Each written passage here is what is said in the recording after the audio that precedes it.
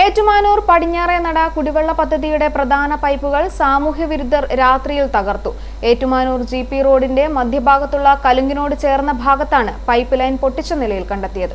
കുടിവെള്ള വിതരണ ശൃംഖലയിലെ 3 ഇഞ്ച് വ്യാസമുള്ള പ്രധാന പൈപ്പുകളാണ് തകർത്തത്.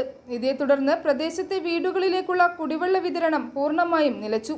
പമ്പിംഗ് നടത്തിയപ്പോൾ കലുങ്കിന് സമീപം വെള്ളം അമിതമായി പുറത്തേക്കൊഴുകുന്നത് ശ്രദ്ധയിൽപ്പെട്ടതിനെ തുടർന്ന് നടത്തിയ അന്വേഷണത്തിലാണ് സംഭവം പുറത്തറിഞ്ഞത്. പദ്ധതിയുടെ ഭാരവാഹികളായ G. നടരാജൻ, ജോസഫ് സെബാസ്റ്റ്യൻ എന്നിവർ പോലീസിൽ പരാതി നൽകി. ഏറ്റുമാനൂർ പടിഞ്ഞാറേനട കുടിവെള്ള പദ്ധതി ഏതാണ്ട് 2018 മുതൽ 200-ൽ പരം കുടുംബാംഗങ്ങൾക്ക് ഇപ്പോൾ പഴയ 2 വാർഡിലായിരുന്നു, ഇപ്പോൾ 3 വാർഡിൽ വെള്ളം കൊടുത്തു വരുന്നുണ്ട്. ഏറ്റവും ഉയരം കൂടിയ മേഖലയിലേക്ക് വാട്ടർ അതോറിറ്റിയുടെ വെള്ളം എത്താത്ത സാഹചര്യത്തിലാണ് 2018-ൽ ഏറ്റുമാനൂർ പടിഞ്ഞാറേനട കുടിവെള്ള പദ്ധതിക്കായി ടാങ്ക് നിർമ്മിച്ച് ഇത്രയും കുടുംബാംഗങ്ങൾക്ക് മുടക്കം കൂടാതെ നമ്മൾ വെള്ളം വിതരണം ചെയ്തു വരുന്നത്.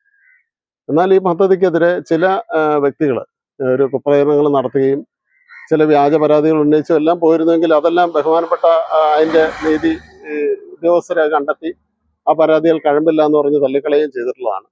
പക്ഷേ വളരെ ആകസ്മികമായി കഴിഞ്ഞ ഞായറാഴ്ച ഉച്ചയ്ക്ക് ശേഷം ഈ പടിഞ്ഞാറേനട കുടിവെള്ള പദ്ധതിയുടെ ജലവിതരണം നടക്കുന്ന പ്രധാന പൈപ്പ് ലൈൻ തകർത്തതായി പരിസരവാസികൾ വിളിച്ചറിയിക്കുകയും ബന്ധപ്പെട്ടവർ ഞങ്ങളെല്ലാവരും ഇവിടെ എത്തുകയും അതനുസരിച്ചിട്ട് പോലീസിൽ പരാതി നൽകി ഇന്നലെ രാവിലെ തന്നെ ഏറ്റുമാനൂർ പോലീസ് അധികാരികൾ ഇവിടെ വന്ന് നേരിട്ട് കണ്ട് അതിന് വേണ്ട നടപടികൾ സ്വീകരിക്കുമെന്ന് ഞങ്ങളെ അറിയിച്ചിട്ടുണ്ട്.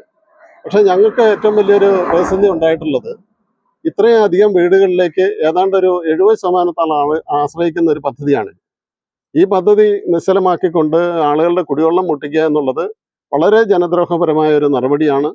അതുകൊണ്ട് അതിൽ വേണ്ട നടപടികൾ സ്വീകരിക്കുന്നതിന് എല്ലാ ഉദ്യോഗസ്ഥന്മാരുടെ ഭാഗത്തുനിന്നും ബഹുജനങ്ങളുടെയും എല്ലാ ഭാഗത്തു നിന്നുള്ള പിന്തുണ സമിതി ആഗ്രഹിക്കുന്നുണ്ട്.